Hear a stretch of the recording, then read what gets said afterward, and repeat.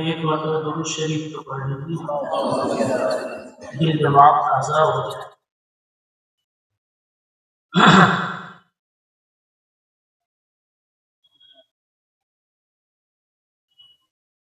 الحمد للہ وحدہ،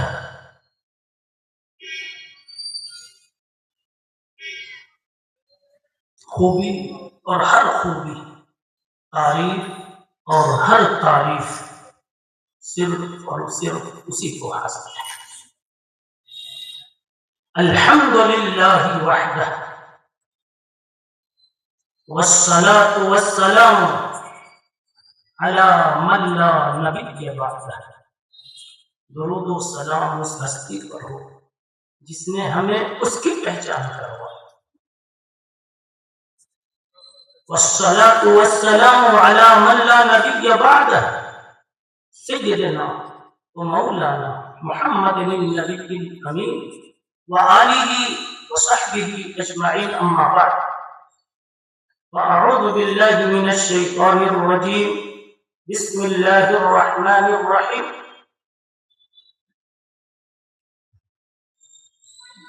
والضحى والليل إذا سجى ما ودعك ربك وما قلى وللآخرة خير لك من الأولى ولسوف يعطيك ربك فترضى، صدق الله مولانا العظيم۔ وقال النبي صلى الله عليه وسلم لا أحد أغير من الله، رواه البخاری ومسلم رحمهم اللہ، او کما قال علیہ الصلاۃ والسلام۔ حضرات علماء کرام، اسٹیج کی زینت، امت اور ملت کا درد رکھنے والے اللہ کے مقدس بندے اور سارے ہی دینی بھائیوں دوستوں، وقت کم ہے، بہت ساری ضروری باتیں آ چکی ہیں، بولنے والا تو سوچتا ہی ہے شروع کہاں سے کرنا، تو مجھے ایک ہی بات بار بار اندر میں آ رہی ہے، اپیل کر رہی ہے کہ یہ کہو، کیا کہوں؟ یہ گھڑی سرزمین آکوٹ پر آپ حضرات کی برکتوں سے وہ گھڑی ہے کہ یقیناً محمد الرسول اللہ صلی اللہ علیہ وسلم کی روح مقدس بے انتہا خوش ہو رہی ہے۔ پیغمبر تک یہ باتیں پہنچائی جاتی ہیں، کردار پہنچائے جاتے ہیں۔ میرے نبی دنیا سے نہیں جا رہے تھے، بات کہیں لمبی نہ ہو جائے، ہم کو اور آپ کو تو اچانک اٹھا لیا جاتا، پوچھے تو کبھی نہ جائیں گے، رشتہ آئے اور پوچھے تو ہاں کہیں گے؟ ارے وہ 120 سال کا ٹیڑھی کمر والا بھی ہاں نہیں کہے گا، اس لیے ہم سے اور آپ سے تو نہیں پوچھیں گے، مگر انبیاء سے پوچھتے ہیں۔ میرے نبی سے پوچھا گیا آؤ گے کہ ابھی رہو گے؟ بہت مختصر مجموعہ روایات کا حاصل بتا رہا ہوں، کسی ایک روایت کا ترجمہ نہیں کرتا۔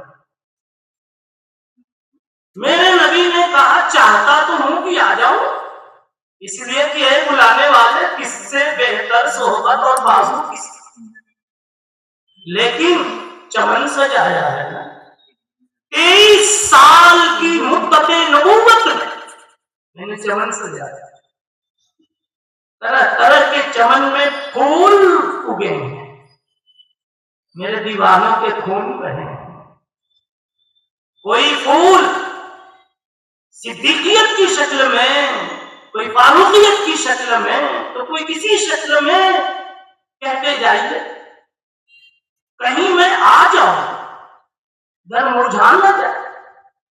کسی کلی پہ کوئی ہاتھ نہ ڈال دے، کسی ظالم کی جرأت ظالمانہ ادھر نہ متوجہ ہو جائے۔ رشتے نے اوپر جا کر کے یہی درد سنایا، اللہ نے کہا، گھبرائیے نہیں، بہت جلدی بات پوری کروں، اللہ نے کہا رشتہ جا کے میرے مصطفیٰ سے کہہ دے کہ چاہا خدا نے تو تیری محفل کا یہ چراغ جلتا رہے گا، یوں ہی بجھایا نہ جائے۔ رشتہ سے پھر یہ بھی کہا گیا کہ پھولوں کی بات کرتے ہو، گلشن کی ہر کلی کی حفاظت کریں گے ہم، نہ جانے کس کلی سے گلستہ مہک۔ ایک قاسم نانوت بھی کھڑا ہوتا، کیا سے کیا ہو جاتا، ایک ابو حنیفہ کھڑا ہوتا، کیا سے کیا ہو جاتا۔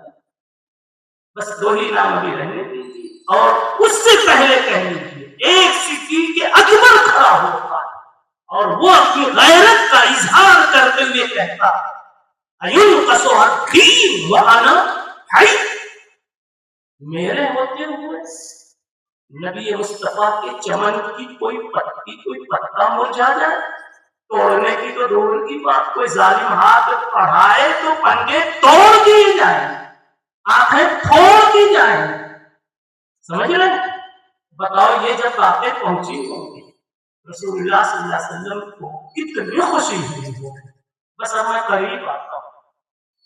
آج جو اجلاس اس سرزمین پر یہاں کے باشندوں نے، ایمان کی حرارت محسوس کرنے والوں نے جو منعقد کیا ہے، در حقیقت اسی غیرت صدیقیہ کا ایک پرتو، اسی کی ایک نئی شکل ہے جو 2025 میں نظر آ رہا ہے۔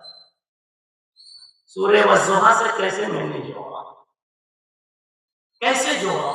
چند دن علماء بیٹھے ہوئے، چند دن قرآن نہیں آیا، جبریل نہیں آئے قرآن لے کر، رسول اللہ صلی اللہ علیہ وسلم کو بھی انتظار تھا، کافروں کو پتا چل گیا کہ آج کل نہیں آ رہے، تو ان کو خوشی ہوئی کہ شاید اوپر سے کنیکشن ختم ہو رہا ہے۔ یہ خبیثوں کی صفت ہے، جب دو میاں بیوی میں، دو بھائیوں میں کنیکشن ذرا ٹوٹنے لگے تو ہمیں خوشی ہوتی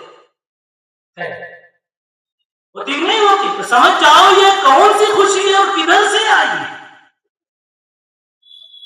ارے دارالقضاؤں کی ضرورت کیا ہے وہ سب پس منظر میں بتا رہا ہوں، بعد میں آپ کو اینٹیں رکھ کے دیوار کھڑی کر لینا، لگے تو اپنا مسالہ ملا لینا۔ ارے اسی لیے ہے کہ لڑنے والے تو کم گرم ہوتے ہیں، لڑانے والے زیادہ ہی گرمی دکھاتے ہیں،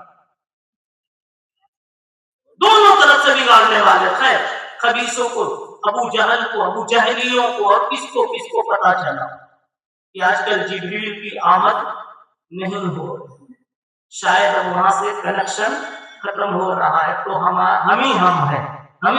ہیں۔ تھوڑی سی ایک روایت کے مطابق 18 دن کی تاخیر ہوئی۔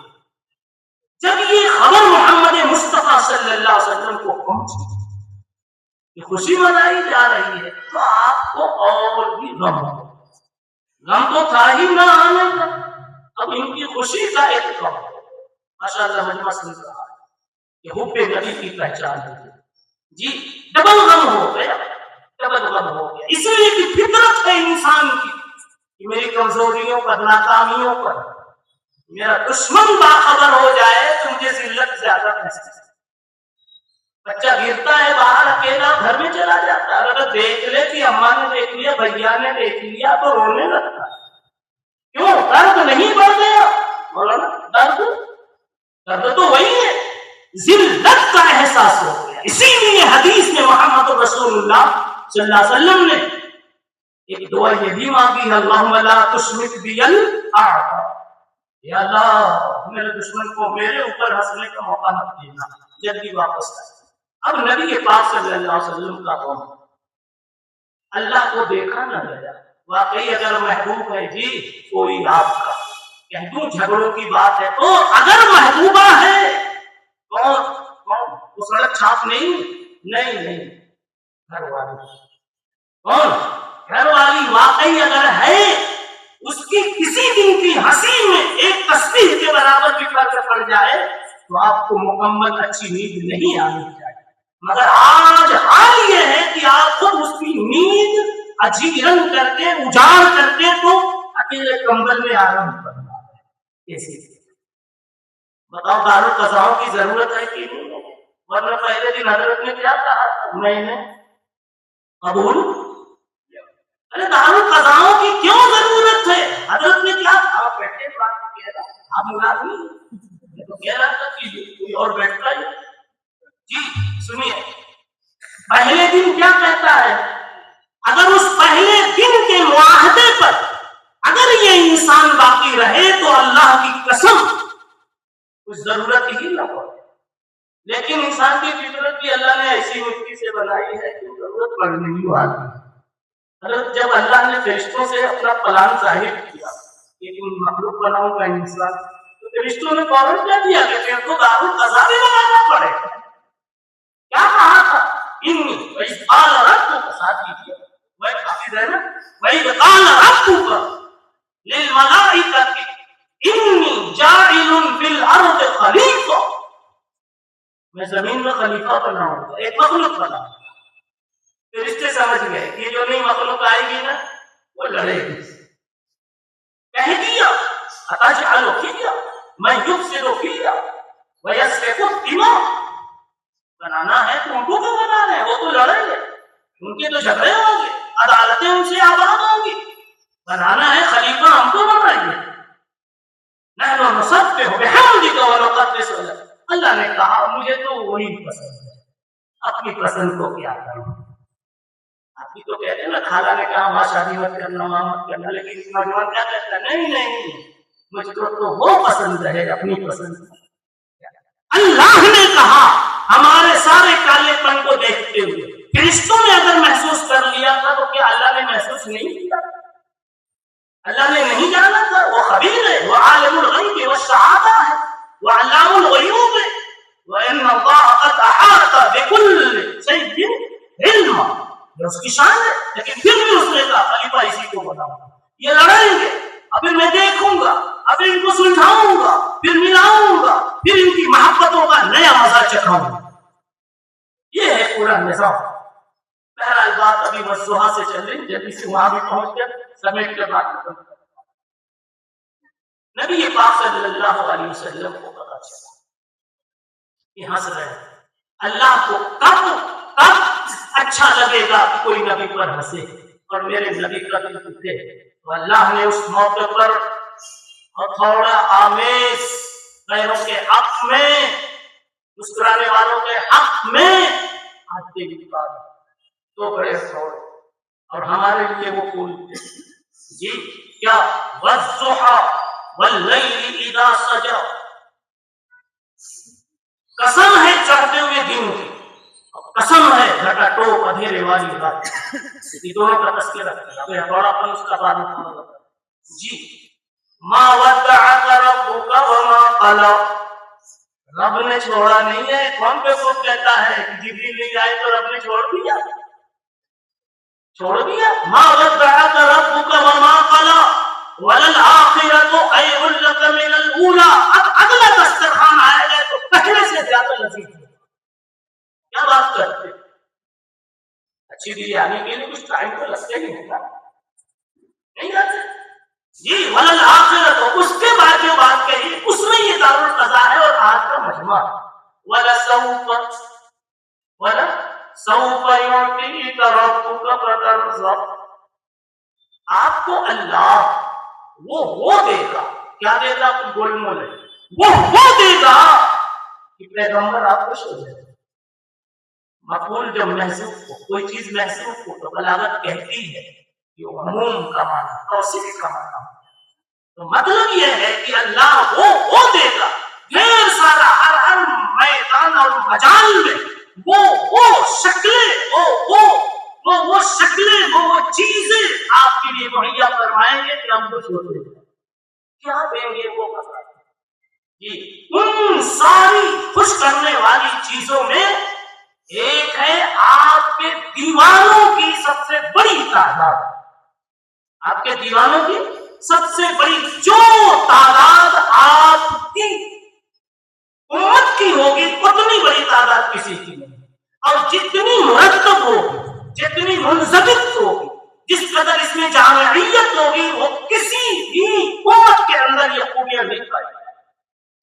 الحمدللہ اسی کے نتیجے دین کی حفاظت، جہاں سے بات چلی گلشن کی ایک ایک کلی کی حفاظت، ایک ایک پھول کی حفاظت کے لیے اللہ نے ایک طرف سب سے پہلے حفاظ قرآن کو کھڑا، مفسرین کو کھڑا، محدثین کو کھڑا کیا، فقہاء محققین کو کھڑا کیا۔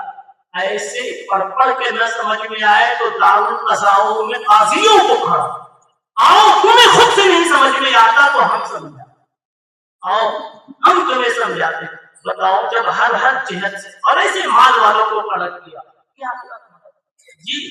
اور جو میں یہ کہہ رہا ہوں نبی کی روح آج خوش ہو رہی ہے، آپ ووٹ مانو جی۔ مقداد بن اسود رضی اللہ عنہ نے بدر کے موقع پر ایک چھوٹی سی تقریر کی، لیکن نبی کیوں ایسا خوش کر دیا؟ نبی نے مشورہ کیا کہ آ گئے ہیں کیا کیا جائے، تو انہوں نے کہا یا رسول اللہ، یا رسول اللہ، اللہ نے جو کہا ہے وہ کیجیے، کیجیے، انزل ما امرک اللہ، آپ نافذ کیجیے۔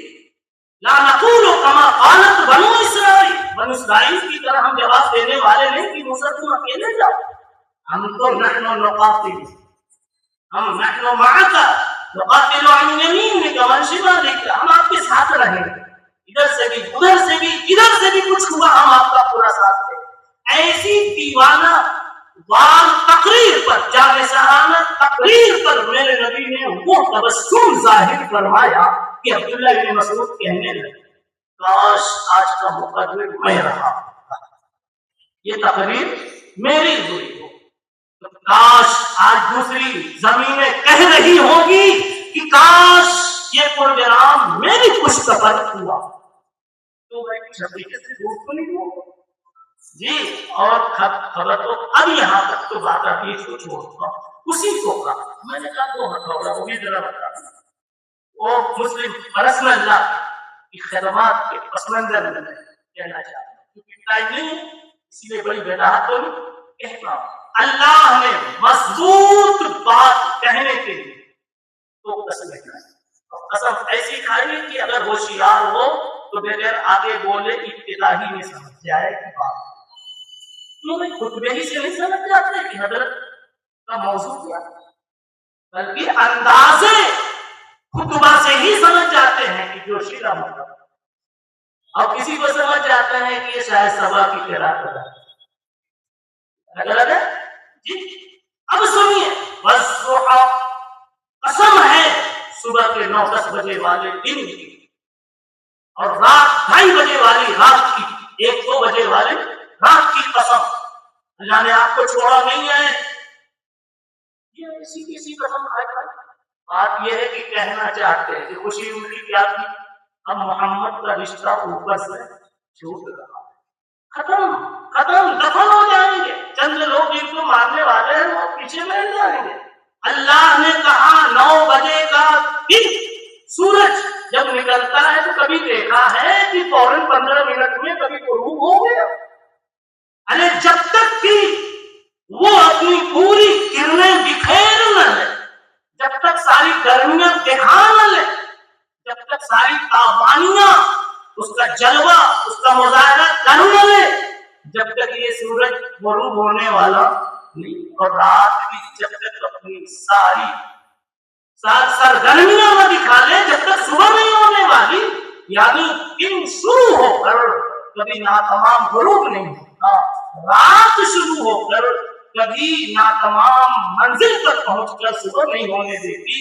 یاد رکھو یہ قسم بتا رہی ہے کہ محمد صلی اللہ علیہ وسلم کا دین وہ دین ہے کہ جب شروع ہو چکا غار حرا سے تو جب تک پائے تکمیل کو نہیں پہنچے گا اس وقت تک کبھی یہ غروب کی طرف متوجہ ہو ہی نہیں سکتا۔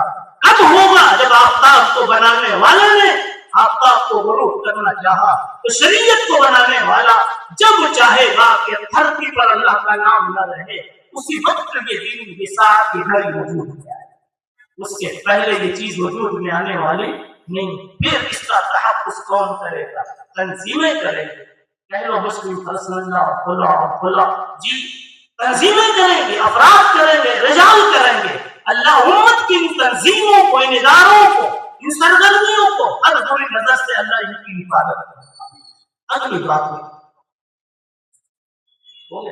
جی اگلی بات جو میں کہنا چاہتا تھا عنوان لگا کے چھوڑ دیتا ہوں، اس لیے کہ وقت کی نزاکت تھوڑی بہت سی۔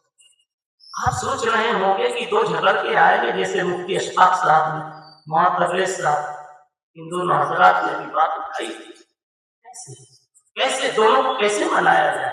سیدھی سی بات ہے، آپ اگر آج رات بھر غور کریں تو صبح میں یہی رزلٹ لکھیں گے کیا وہ یہ کہ آپ کے دل دماغ کو کنٹرول کرنے کے لیے سب سے بڑی جو طاقت ہے وہ دو چیزیں کیا ہے؟ سب سے بڑی طاقت آپ کہہ رہے تھے نہ لیکن کہہ دیا ایک تو علم کی طاقت۔ بلی جانتی ہے کہ دودھ میں کچھ ہے، اس لیے گرم ہے پھر بھی منہ ڈالتے، اور جانتی ہے پھر بھی ڈنڈے کھا لیتی۔ اس نے سکھایا کہ علم بھی کوئی کی، اور یہی علم ہے ذرا جسم رب کے ذریعے سے پورا نظام بدل گیا۔ اور دوسری چیز غیرت ہے، جب غیرت آپ کی جاگ جائے گی کہ میرے ہوتے ہوئے، تو آپ کی غیرت جب جاگ جائے گی کہ اسلامی قانون کے ہوتے ہوئے میں عدالتوں کا رخ ہوں، یہ میری غیرت کے خلاف، میری غیرت کے خلاف ہے۔ اللہ کی قسم یہ دو چیزیں جب وجود میں آ جائیں گی، آپ سمجھ لیجیے قانون قضا کے فیصلوں کا نفاذ مشکل نہیں ہوگا۔ اللہ تعالیٰ ہم سب کو قبول فرمائے۔ واقعی دعوانا الحمدللہ۔ جزاک اللہ حضرت، اور طویل